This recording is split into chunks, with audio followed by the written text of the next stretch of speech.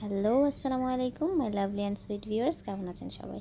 আশা করি সবাই অনেক অনেক ভালো আছেন। আজকে অনেক দিন পর একটি ব্লগ নিয়ে এসেছি। আর যে ব্লগের মেইন পার্ট হচ্ছে আমার খুবই ফেভারিট একটি ডিশ, ভর্তার সাথে খুদের ভাত।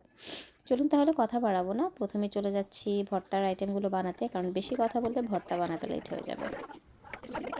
প্রথমে আপুর বাসায় গেলাম। আপুর বাসায় যাওয়ার পর আপু নাস্তার আইটেম করলো। আর এরপরে সবাই মিলে ভর্তার কিছু আয়োজন করে ফেললাম। সাথে যেখানে ছিল চাপা শুটকির ভর্তা, লাল আলুর ভর্তা, ধনেপাতার ভর্তা, কালো জিরার ভর্তা, এবং সাথে ছিল খুদের ভাত, এবং বাচ্চাদের জন্য করা হয়েছিল চিকেন কারি। সাথে তো আমাদের বকবকানি শুনেই বুঝতে পারছেন কী পরিমাণে আড্ডা আমরা সেদিন করেছি। সাথে বাচ্চাদের তো একসাথে হওয়ার পর ওদের আনন্দের তো কোনো সীমাই থাকে না।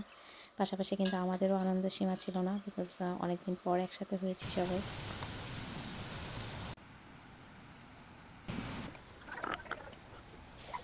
এখানে সবচেয়ে ইম্পর্ট্যান্ট পার্ট হচ্ছে ভর্তা খেতে যতটুকু মজা পেয়েছি তার চেয়ে 10 গুণ বেশি মজা পেয়েছি ভর্তা বানাতে বানাতে।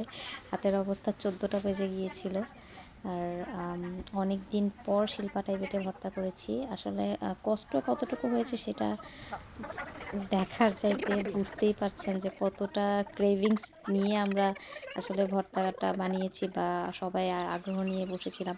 আমি যতক্ষণ ভর্তা বেটেছি আমার বান্ধবী আমার পাশে বসেই ছিল। কতক্ষণে ভর্তা বাটা শেষ হবে আর কতক্ষণে আমরা খাবো, একদমই আমার সাথে থেকে একদমই উঠেনি। যতক্ষণ ভর্তা বানাতে টাইম লেগেছে ও আমার সাথে সাথেই ছিল। দুই বান্ধবী আসলে কথা বলতে বলতে আর হাসতে হাসতে ভর্তা বানানো হয়ে গেছে সবগুলো। এদিকে আমাদের খুদের ভাত বসানো হয়ে গেছে। মদিনা আপু আমাদের খুবই খুবই প্রিয় একজন আপু। উনি অলরেডি ভাত বসিয়ে দিয়েছে, খুদের ভাত। আর এরপরে এই যে আমাদের ডিশ রেডি। আর সামনের ভিউটা দেখেন। আমি আপুর বাসায় গেলে মোস্ট অফ দ্য টাইম আমি বারান্দাতেই থাকি, কারণ এখান থেকে আমার চোখও নড়ে না, আমার পাও নড়ে না। চলেন আমার সাথে খাবেন।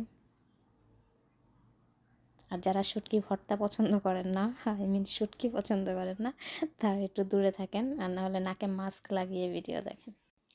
সো কারা কারা শুটকি ভর্তা পছন্দ করেন না তারা একটু জানাবেন, এবং কারা কারা আমার মতো শুটকি লাভার্স তারাও জানাবেন।